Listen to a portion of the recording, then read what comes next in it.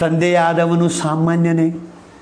ತಂದೆಯಾದವನು ಅವನು ರಾತ್ರಿ ಹಗಲಿ ದುಡಿದಿರ್ತಾನೆ, ಕೂಲಿ ಕೆಲಸ ಮಾಡ್ತಿರ್ತಾನೆ.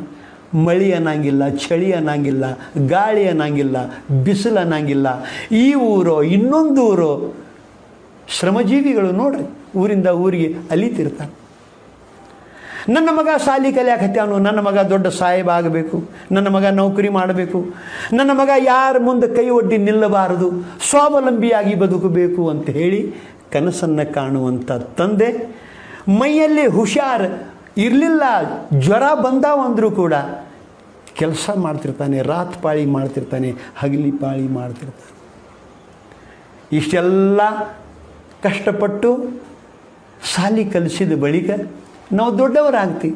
ದೊಡ್ಡವರಾದ ಬಳಿಕ ನೌಕರಿ ಮಾಡ್ತಿರ್ತೀವಿ.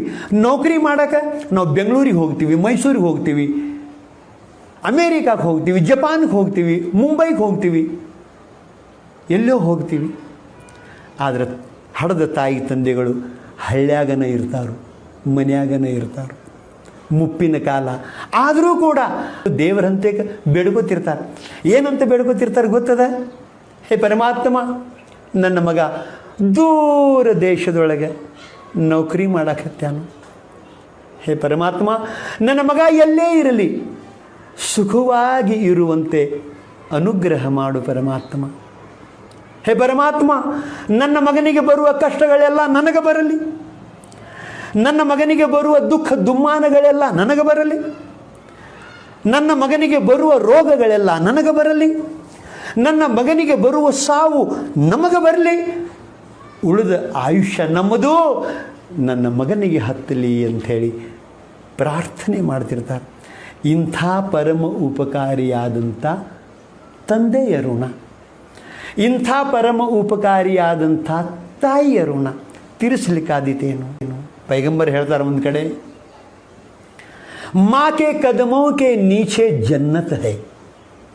ಜನ್ನತ್ ಅಂದರೆ ಸ್ವರ್ಗ, ಸದ್ಗತಿ, ಮೋಕ್ಷ. ಅದು ಎಲ್ಲಿ ಐತಿ ಅಂತ ಕೇಳಿದರೆ ಪೈಗಂಬರ್ ಹೇಳ್ತಾರೆ, ಎಷ್ಟು ವಿಚಿತ್ರ ನೋಡ್ರಿ. माँ के कदमों के नीचे जन्नत है. अगर तुम जन्नत पाना चाहते हो तो माँ बाप की खिदमत करो, माँ बाप की दुआएं लो.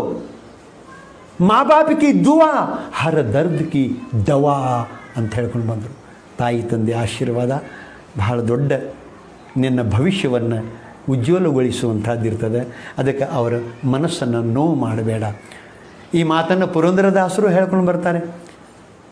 ಹೆತ್ತವರ ಮನಸ್ಸನ್ನು ನೋವು ಮಾಡಿ ನೀ ಎಷ್ಟು ಕ್ಷೇತ್ರಯಾತ್ರೆ ಮಾಡಿದಾರ ಏನಾಗುದತಿ ಬರೀತಾರೆ ಅವರು. ಮಾತಾ ಪಿತರನ್ನು ಬಳಲಿಸುವ ಮಗ ಯಾತ್ರೆಯ ಮಾಡಿದರೇನು ಫಲ, ಘಾತಕತನವನ್ನು ಬಿಡದೆ ನಿರಂತರ ಗೀತೆಯ ನೋದಿದರೇನು ಫಲ, ಕುಟಿಲವ ಬಿಡದಿಹ ಕುಜನರು ಮಂತ್ರದ ಪಠನೆಯ ಮಾಡಿದರೇನು ಫಲ. ಪೈಗಂಬರರ ಮಾತಾಗಲಿ, ಪುರಂದರದಾಸರ ಮಾತಾಗಲಿ, ಉಪನಿಷತ್ತುಗಳ ಋಷಿಗಳ ಮಾತಾಗಲಿ, ಒಟ್ಟಾರೆ ಹೆತ್ತವರನ್ನು ಗೌರವಿಸು, ಸತ್ಯವಾದ ಶುದ್ಧವಾದ ಕಾಯಕವನ್ನು ಮಾಡು, ಹೆತ್ತವರನ್ನು ಗೌರವಿಸು, ಮಕ್ಕಳಿಗೆ ಉತ್ತಮವಾದ ಸಂಸ್ಕಾರ ಶಿಕ್ಷಣ ಕೊಡು. ಆ ಬಳಿಕ ಶ್ರೇಷ್ಠ ಗುರುಗಳಿಂದ ಅಧ್ಯಾತ್ಮ ವಿದ್ಯೆಯನ್ನು ಸಂಪಾದನೆ ಮಾಡು. ನಿನಗೆ ಮನೆಯೊಳಗೆ ಇದ್ದುಕೊಂಡು ಮುಕ್ತಿ ಪಡೀಲಿಕ್ಕೆ ಸಾಧ್ಯ ಆತಿ ಅನ್ನುವಂಥ ಮಾತನ್ನು ನಮ್ಮ ಋಷಿಮುನಿಗಳು ಹೇಳ್ಕೊಂಡು ಬಂದಿದ್ದಾರೆ.